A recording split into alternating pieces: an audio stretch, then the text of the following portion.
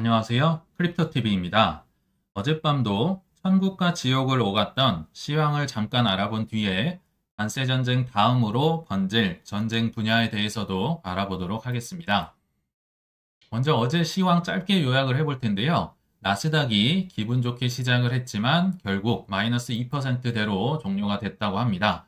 근데 제가 나스닥을 비트코인보다 자꾸 먼저 말씀드리는 이유가 현재 관세 전쟁에 이득이 됐든 손해가 됐든 굉장히 나스닥에 직접적인 타격을 미치니까 비트코인보다 훨씬 지금 변동성이 큽니다. 그래서 실감나게 전달을 해드리기 위해서인 점을 좀 감안해 주시면 좋을 것 같고요. 그래서 나스닥의 15분 봉을 한번 다시 살펴보면 어제 이제 장 시작이 한 요때쯤부터 시작이 됐던 것 같아요. 그래서 이렇게 올라가잖아요. 이 상승의 초입쯤에 어떤 좋은 뉴스가 있었냐면요. 한국 시간으로 한 밤 8시 20분경에 스캇 베센트 재무장관이 70개국이나 되는 나라들이 현재 미국과 관세 협상을 하기 위해 대기하고 있다. 마치 많은 협상국들이 나올 것처럼 기대가 좀 만발했었겠죠.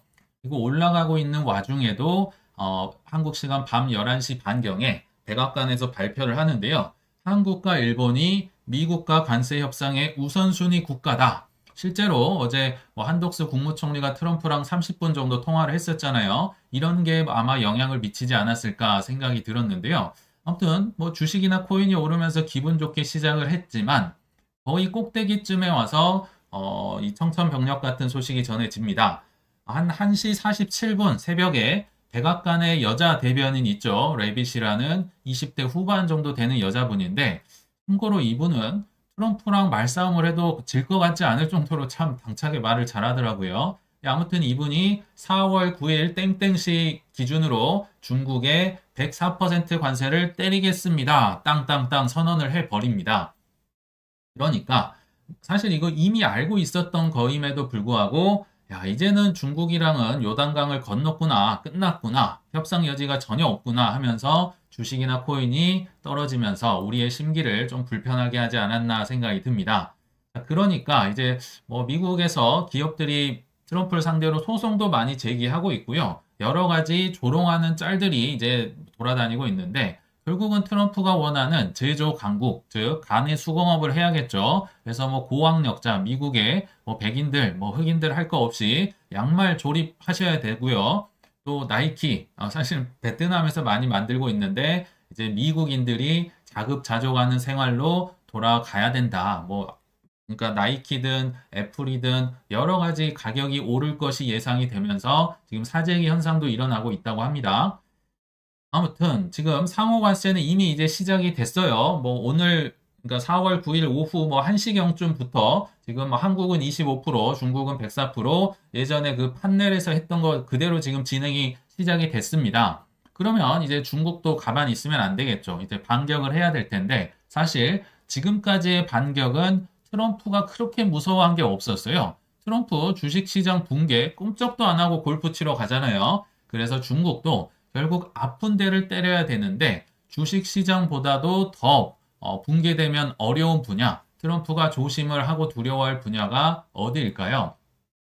그 정답은 바로 국채에 있습니다. 즉 중국을 필두로 미국의 국채를 던진다. 이거는 미국에게 정말 심대한 타격을 줄 수 있다 생각이 듭니다. 지금까지는 아직까지는 이 국채 금리에 대한 뉴스가 많이는 안 나오고 있는데요. 현재 이상 징후가 여기저기서 포착이 됩니다. 자, 여기 보시면요. 여기 한 이틀 전 4월 7일까지만 하더라도 지금 관세 전쟁 여파가 엄청 오래 가고 있잖아요. 보통 이 공포가 오면요. 이 10년물 국채 금리가 떨어지는 게 정상입니다. 왜냐하면 경제 위기가 오니까 기준금리를 내려야 되고 대출금리 내려서 유동성을 제공해야 된다. 이게 일방적인데 반해서 4월 7일 이틀 전부터는요. 희한하게도 국채금리가 오히려 오르죠. 심지어 급등 또 머물다가 급등. 이거는 이례적인 일이거든요. 이렇게 국채금리가 오른다는 거는 결국은 누군가 지금 냅다 매도를 엄청 많이 하고 있다는 거예요. 매도를 많이 하니까 국채 가격은 떨어지고 반비례하는 국채 금리는 올라가고 그러면 이걸 누가 던졌는가? 두 가지 설이 있는데요. 하나는 마진콜을 피하기 위해서 기관들, 헤지펀드들이 돈 되는 건 다 판다. 금도 팔고 국채도 팔아서 이제 증거금 집어넣는 거. 요게 한 가지 설이고요. 두 번째 설은 중국이 지금 냅다 던지고 있다. 근데 아직 미확인이긴 하지만 저는 둘 다 해당이 됐다고 생각이 들거든요. 지금 둘 다 해당이 되고 있다. 그리고 아마도 이제 앞으로 국채금리가 많이 이 뉴스로 나오지 않을까 생각이 들고요. 코인니스에서도 지금 계속 속보로 뜨고 있습니다. 지금 점심시간에 제가 캡처를 해놨는데 10년물 국채금리 2월 말 이후 최고로 올라가고 있고 30년물 초장기채도 금리가 급등을 하고 있다. 5% 돌파하고 있다. 국채금리 좀 오르는 게 무슨 배수일까 하실 수 있겠지만 제가 한번 이게 엄청난 타격을 줄 수 있다는 걸 말씀을 드려볼게요. 자, 누군가 국채를 몽땅 팔기 시작하면요. 미국은 위기 때 재기가 불가능합니다. 경제 상황 좋을 때는 너도 좋고 나도 좋고 하잖아요. 그러나 미국이 경제 대국이고 1위를 차지하고 있는 이유는요. 경제 위기만 오면 사람들이 달러를 찾고 채권을 찾아서 이 공짜 돈이 생긴 걸로 위기를 가뿐하게 극복을 합니다. 그러니까 미국을 해볼 수가 없었던 거죠. 자, 여기서 이제 트럼프의 목표부터 한번 살펴보면 결국 마가, 아메리카를 그레이트하게 한다면서요. 근데 이 수단이 무엇일까요? 수단은 결국 국채입니다. 빚으로 찍는 거죠. 나라의 빚, 국채. 이게 얼마나 크냐. 주식도 중요하고 코인도 중요하고 금도 중요한데요.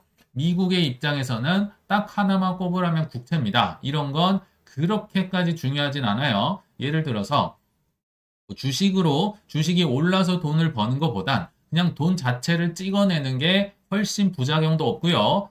많이 벌 수 있습니다. 한 예로 블랙락이 열심히 ETF 팔아서 번 돈보다 테더사 그 100명짜리가 돈 찍어서 수익 버는 게 더 크다고 말씀드렸잖아요. 이 국채가 엄청난 마가의 수단이 될 수 있다. 이거 없으면 미국도 아무것도 못합니다. 그래서 아까 말씀드렸지만 경제 위기가 오면 올 때마다 국채와 달러의 수요가 올라가면서 또 극복하고 이게 계속 무한 충전이 되는 거죠. 공짜 돈이. 이래서 미국은 살아나더라. 이거를 이제 더 좀 알기 쉽게 얘기하면요.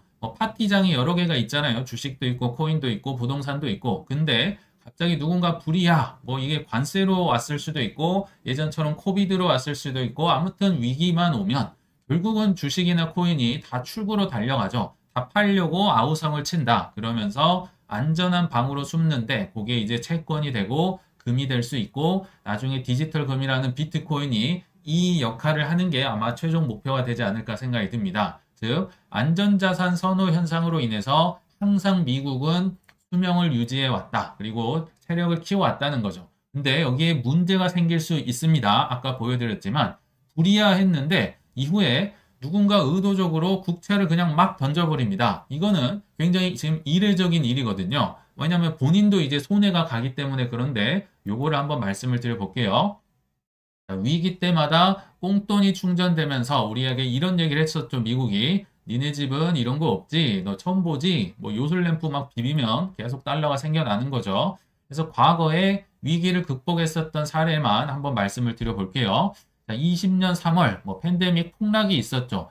S&P 500 이때도 시원하게 빠졌네요. 34% 떨어졌지만 10년물 국채 수익률이 이때 어디까지 떨어졌다? 0.54 거의 공짜 수준으로까지 떨어졌습니다. 그러면 이제 남들은 다 죽겠다 하고 있는 판국에 미국은 이렇게 싼 금리로 10년물 공짜 돈을 막 찍어낼 수 있다는 거죠. 남들은 힘든데 나는 공짜 돈을 싸게 찍어낸다?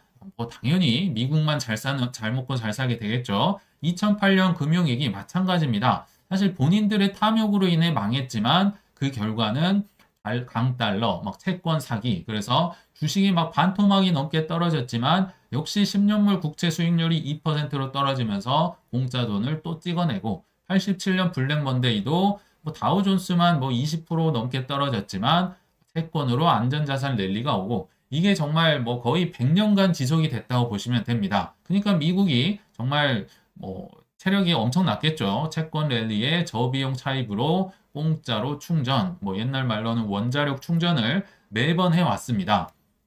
게다가 이 국채 금리가 떨어지면 어떤 효과가 있느냐? 이 빚을 찍어내는 이자가 절감이 되겠죠. 아시겠지만 미국이 빚이 많다 아마 많이 들어보셨을 텐데 참고로 25년에 만기되는 발행해야 되는 돈, 국채만 9.2조 달러, 한 1경원이 조금 넘는다고 합니다. 올해만 이 정도입니다. 근데 1%가 반대로 오르거나 뭐 떨어지거나 아무튼 1%가 국채금리가 왔다 갔다 합니다. 그러면 약 136조 원 정도를 추가로 더 내는 겁니다. 이자에 얹어지는 거죠. 그래서 예를 들어 한 4천억 불 정도 내야 되는데 금리가 1% 올랐다. 그러면 한 5천억 불 정도, 한 136조 원 정도를 더 내야 된다. 그러니까 요거를 안간힘을 쓰고 재무장관이나 트럼프가 계속 떨어뜨려야 된다, 떨어뜨려야 된다. 뭐 이해가 좀 되실 것 같아요. 그리고 미라니 형, 경제 책사죠. 트럼프의. 이분도 결국은 관세를 깎아주는 조건으로 국채를 가지고 수요를 가지고 장난을 칠 것이다. 이분의 보고서에 나와 있었잖아요. 그래서 국채를 나중에 이자를 줄 때 그 수수료를 떼가 버릴 것이다. 뭐 중국은 좀 떼가고 우방국은 조금 뭐 수수료 없이 해주고 뭐 다 아마 공부 기억나시죠? 그리고 100년 만기 쿠폰을 줘가지고 국채를 100년 만기로 찍는다는 거죠. 그래서 니네들 이거 사주면 내가 관세 깎아줄게. 뭐 이런 정말 세부적인 시나리오가 있을 정도로 미국은 국채 수요를 확보하기 위해서 굉장히 많은 시뮬레이션을 돌리지 않았을까 생각이 듭니다. 결국 안 팔리면 누군가 안 사면 미국은 큰일 납니다. 그렇죠? 이게 미국의 사실 패권과도 맞닿아 있거든요. 자, 그러면 중국을 포함해서 이 세계적인 국가들이 할 수 있는 국채, 공격을 할 수 있는 국채를 얼마나 들고 있을까요? 제가 챗 GPT에게 작년 말 기준으로 물어보니까 1위부터 10위까지가 쭉 나오네요. 사실 중국이 계속 1위였는데 현재는 2위고요. 1위는 일본입니다. 일본, 중국, 영국, 룩셈부르크, 캐나다, 벨기에, 아일랜드, 프랑스, 스위스. 뭐 뒤에 이제 한국도 있고 저 뒤에 테더도 있습니다. 테더가 엄청난 국채를 지금 많이 갖고 있어요.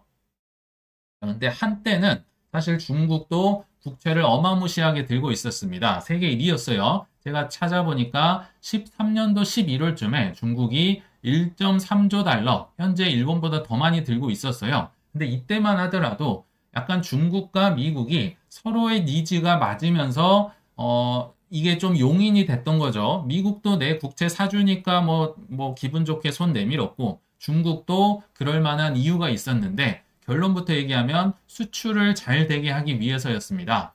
여기 보시면 뭐 중국이나 한국이나 일본이나 마찬가지입니다. 결국은 미국의 무역 흑자를 보면서 성장을 하는 국가죠. 그래서 무역 흑자가 됐다가 무슨 얘기일까요? 중국에 달러를 엄청 많이 들여왔다는 거죠. 무역 흑자니까 중국 땅에 달러가 넘쳐납니다. 근데 이 달러를 종이로만 들고 있으면 이자 자체가 없습니다. 이거는 말이 안 되기 때문에 이거를 보통 국채를 사서 보관을 합니다. 이자라도 받아야 되고요. 세상에서 가장 안전한 자산이었기 때문에 그렇죠. 그리고 또 하나 이유가 있는데요. 중국 땅에 달러가 지금 남아돕니다. 무역 흑자를 봤으니까요. 이 달러가 많다는 건 지금 약달러라는 거죠. 달러가 많으니까요. 근데 약 위안화가 돼야 수출이 잘 될 수 있습니다. 지금 남아도는 달러를 어딘가 없애버리고 소각을 시켜야 되죠. 그래서 국채로 바꿔 넣는 그러면 약 위안화가 오면서 중국의 수출이 잘 되겠죠. 그래서 여러 가지 이유로 이때 당시는 이제 뭐 중국이 많이 국채를 사 놨었습니다. 근데 조금 현재 많이 팔았었죠.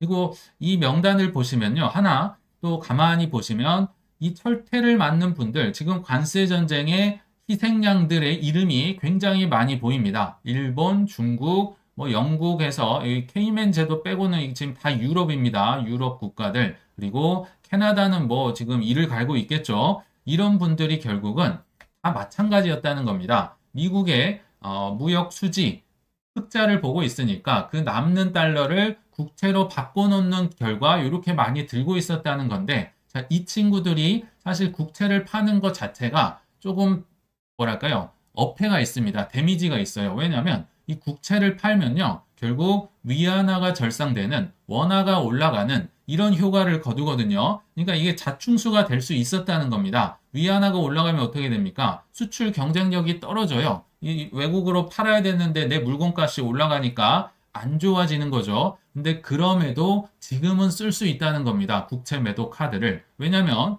수출할 일이 없는데 뭐 상관이 있습니까, 지금? 미국과는 아무 상관이 없다. 지금 미국과 중국이 뭐 거의 무역 안 하겠다는 건데 위안화 절상을 지금은 두려워할 이유가 없다. 그래서 국채 매도세가 아마 더 늘어날 수도 있지 않을까 중국 입장인 겁니다. 그리고 그것도 동맹을 맺어서 팔아버린다? 지금 반미 감정이 어마어마하거든요. 여기 일본도 사실 웃고는 있지만 웃는 게 아니죠. 이 친구들이. 캐나다도 그렇고 뭐 뒤에 한국도 있을 거고 이 친구들이 동맹을 맺어서 던지면 심각할 겁니다. 그래서 이미 뉴스가 많이 나왔었죠. EU와 중국이 7월에 정상회담을 개최한다고 하는데 트럼프발 관세 전쟁에 뭐 포석을 이루겠죠. 근데 왜 좀 7월로 미뤘을까 생각을 해보면 지금 중국은 이미 뭐 요단강을 건넜고 EU나 뭐 일본이나 뭐 한국도 그렇고요. 아직은 협상 가능성이 남아있긴 합니다. 신락 같긴 하지만 그래서 어떻게 될지 모르니까 일단 7월쯤으로 미뤄두고 그래도 안 되면 이제 둘이 만나서 뭐 이렇게 하겠죠. 지금은 야, 나 좀 말리지 마. 지금 유럽도 화가 나고 중국도 화가 나고 다 화가 났는데 일단 중국이 먼저 때리기 위해서 지금 먼저 뭐 유럽을 말리는 모양새인데 결국은 이제 트럼프가 압박 상황에 처할 가능성이 높다 이런 생각이 드네요. 그래서 결국은 트럼프가 국채팔이 당근책을 나서야 할 수도 있다. 뭐 관세를 깎아주는 측면이라든지 여러 가지로 그 미라니형 보고서에 이미 나와 있었잖아요. 근데 이게 좀 빨리 시행돼야 될 가능성. 안 그러면 이 반미 연맹으로 이제 만들어서 국채를 냅다 던져버릴 수도 있기 때문에 아마 국채 금리가 올라가는 걸 계속 뉴스에서 본다면 이런 반미 동맹 이런 친구들이 지금 화가 나서 던지고 있을 수도 있지 않을까 한번 추정을 해봤습니다. 그래서 결론에 왔는데요. 오늘 좀 다른 국채 얘기를 너무 많이 하긴 했는데 결론은 미라니 형의 이 각본 여기에 결말이 어떻게 났느냐 결국은 저런 뭐 관세나 뭐 전쟁이나 여러 가지 피해를 보는 직접 피해를 보는 주식이나 국채보다는 결국은 실적도 없고 적도 없는 비트코인이나 뭐 일반 코인들 그리고 금이 합리적인 선택이 될 수 있겠다는 긍정적인 생각을 한번 해보면서 마무리하도록 하겠습니다. 시청 감사합니다.